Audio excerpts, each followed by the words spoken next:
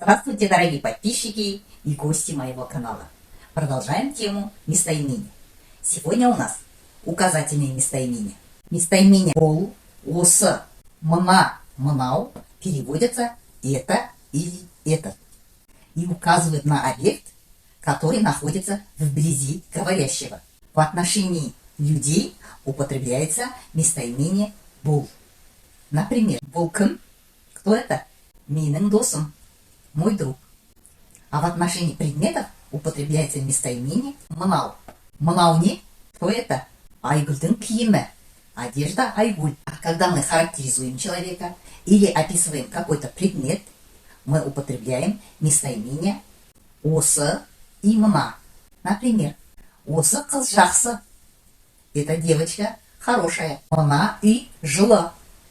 Этот дом теплый. Местоимение сол, она, анау и ол переводятся тот и указывают на объект, который находится вдали от говорящего.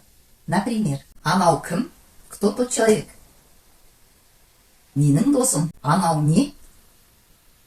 Что там вдали? Машина. А когда мы характеризуем человека или какой-то предмет, мы употребляем местоимение сол, она или ол. Например, сол қыз жақсы. Та девочка хорошая.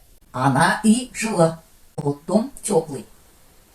Или можно сказать ол үй жылы. Тоже переводится тот дом теплый. Слово ол здесь употребляется в роли указательного местоимения. Местоимение мне переводится вот.